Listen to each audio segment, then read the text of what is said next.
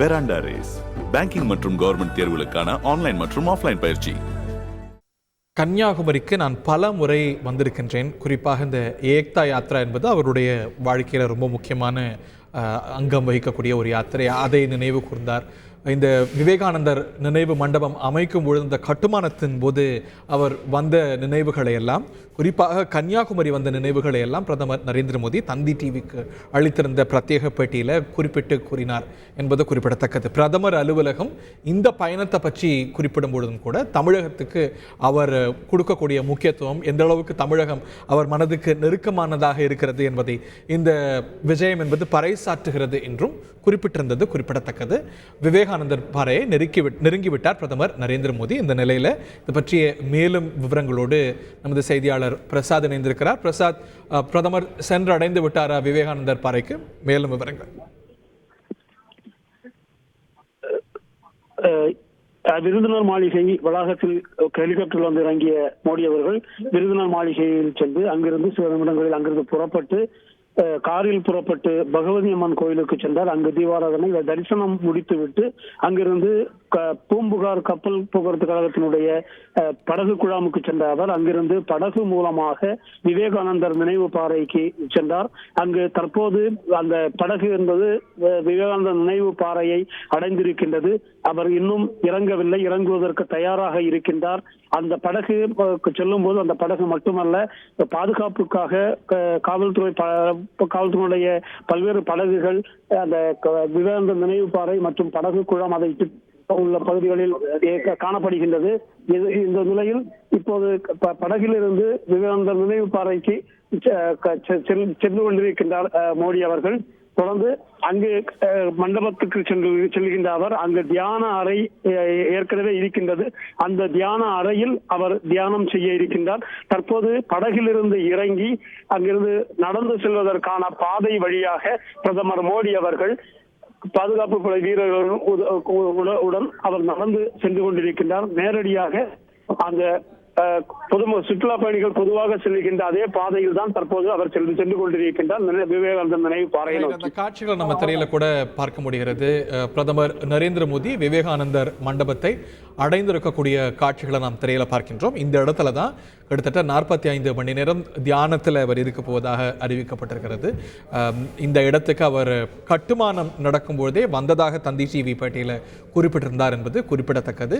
ஆக இந்த இடம் என்பது தனக்கு நெருக்கமான இடம் என பிரதமர் நரேந்திர மோடி தேர்வு செய்து இந்த முறை தன்னுடைய ஸ்பிரிச்சுவல் ரிட்ரீட்டுக்காக ஒவ்வொரு தேர்தலின் முடிவிலும் அவர் தேசிய அரசியலுக்கு வந்த பிறகு தேசிய அளவில் பிரதமர் வேட்பாளராக 2014 பரிமளித்தார். அந்த தேர்தல் முதற்கொண்டு ஒவ்வொரு தேர்தல் ஆண்டும் அவர் ஒவ்வொரு இடத்துக்கு செல்வது என்பது வழக்கம். 2014 இந்தியாவுடைய மேற்கு பகுதி மராட்டிய மாநிலத்துக்கு சென்றார். கடந்த தேர்தலில் இமயத்துக்கு சென்ற பிரதமர் நரேந்திர மோடி இந்த முறை குமரிக்கு வந்து விவேகானந்தர் மண்டபத்தில் தியானம் செய்ய இருக்கிறார் என்பது குறிப்பிடத்தக்கது.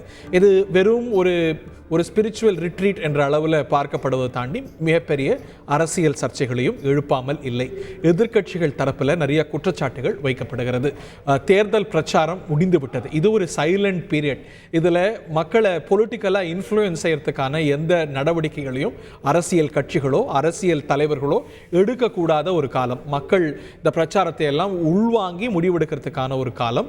இப்போ பிரச்சாரத்துக்கான தடை இருக்கும் பொழுது இந்த ஒரு தியான நிகழ்வே ஒரு பிரச்சார யுக்தி. ஆகையினால பிரதமர் இதற்கு அனுமதிக்கப்படக்கூடாது என்று தேசிய அளவில் காங்கிரஸ் உள்ளிட்ட கட்சிகளும், தமிழ்நாட்டில் திராவிட முன்னேற்ற கழகம் மற்றும் இந்தியா கூட்டணியில் இருக்கக்கூடிய மற்ற கட்சிகளும் குற்றச்சாட்டை எழுப்பி இந்த நிலையில் கலெக்டருக்கெல்லாம் மனு கொடுத்த நிலையில் இந்த நிகழ்வானது நடந்து கொண்டிருக்கிறது. பிரதமர் நரேந்திர மோடி விவேகானந்தர் மண்டபத்தை அடைந்திருக்கிறார் என்பது குறிப்பிடத்தக்கது. இதற்கு முன்னதாக கன்னியாகுமரி பகவதி அம்மன் கோவிலுக்கு சென்று வழிபாடு நடத்திய பிரதமர் விவேகானந்தர் மண்டபத்துக்கு செல்லக்கூடிய காட்சிகளை பார்க்கின்றோம்.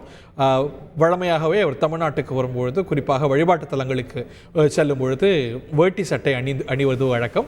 பகவதி அம்மன் கோயிலில் இருக்கக்கூடிய நடைமுறையின்படியே அந்த ட்ரெஸ் கோடை எல்லாம் ஃபாலோ செய்து இப்போ பிரதமர் நரேந்திர மோடி விவேகானந்தர் மண்டபத்துக்கு செல்லக்கூடிய காட்சிகள் இவை. இதை நம்ம ஜூம் பண்ணி பார்க்குறோம். விவேகானந்தர் மண்டபத்தை பிரதமர் நரேந்திர மோடி சென்றடையக்கூடிய காட்சி.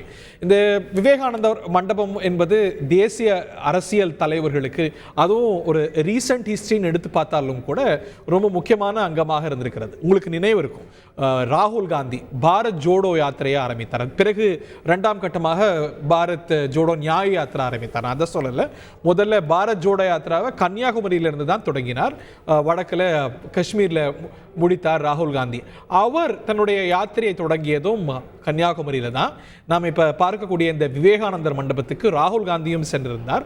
அங்கே தேசிய ஒற்றுமையை வலியுறுத்தக்கூடிய பஜனைகள் எல்லாம் இசைக்கப்பட்டது. அந்த நிகழ்வில் கலந்து கொண்டிருந்தார் ராகுல் காந்தி. இதே போல படகுல தான் சென்றார்.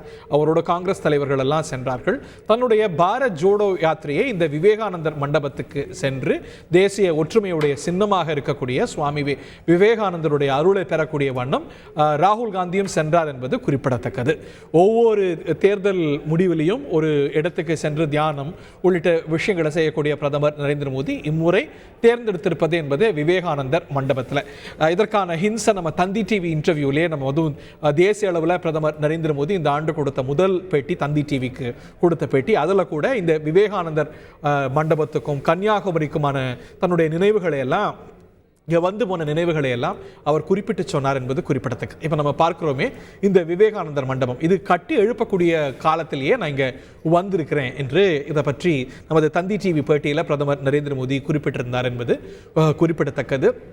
கன்னியாகுமரிக்கு ஏற்கனவே அவர் வந்த வேறு சில முக்கியமான நிகழ்வுகளையும் குறிப்பிட்டார். நம்ம சற்று நேரத்துக்கு முன்பு சொன்னது போல இந்த ஏக்தா யாத்ராவை, அதுவும் குறிப்பாக ஸ்ரீநகரில் தேசிய கொடி ஏற்றணும் அப்படிங்கிற ஒரு லட்சியத்தோடு, குறிப்பாக அன்று பாஜகவுடைய மிக முக்கிய தலைவராக இருந்த முரளி மனோகர் ஜோஷியோடைய முன்னெடுப்பில் பிரதமர் நரேந்திர மோடி அந்த யாத்திரையில் முக்கிய பங்கு ஆற்றினார்.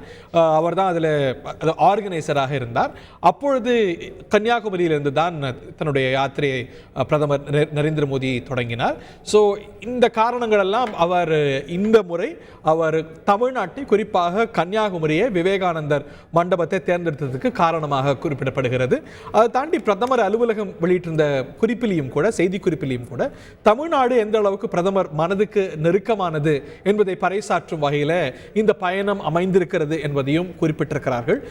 இந்த தேர்தலிலேயே கூட எவ்வளவு முறை தமிழ்நாட்டுக்கு அவர் வந்தார் என்பதை நம்ம பார்த்தோம். 8 முறை கிட்டத்தட்ட அவர் வந்தார். இந்த ஆண்டுடைய, அதுவும் ஜனவரி மாதம் இந்த வருஷம் தொடங்கினோன்னு தன்னுடைய முதல் அரசு நிகழ்ச்சியை அவர் தமிழ்நாட்டில் திருச்சியில் தான் அவர் மேற்கொண்டார் என்பது குறிப்பிடத்தக்கது. ஸோ இதெல்லாம் ஒரு அரசியல் சமிக்ஞையா என்ற கருத்துக்கள் பார்க்கப்படக்கூடிய நிலையில் விமர்சனங்களும் பெரிய அளவில், குற்றச்சாட்டுகளும் எழாமல் இல்லை. குறிப்பாக எதிர்க்கட்சிகள் இது ஒரு அரசியல் நிகழ்வாக, இது ஒரு ஸ்பிரிச்சுவல் நிகழ்வாக இல்லாமல் இது வந்து ஒரு ஒட்டுமொத்த தேசத்திலையும் ஒரு மீடியா கிளேர் முன்னாடி அவர் செய்வதனால இதில் ஒரு பொலிட்டிக்கல் மோட்டிவ் இருக்கு அப்படிங்கிற குற்றச்சாட்டையும் எதிர்க்கட்சிகள் வைக்காம இல்லை.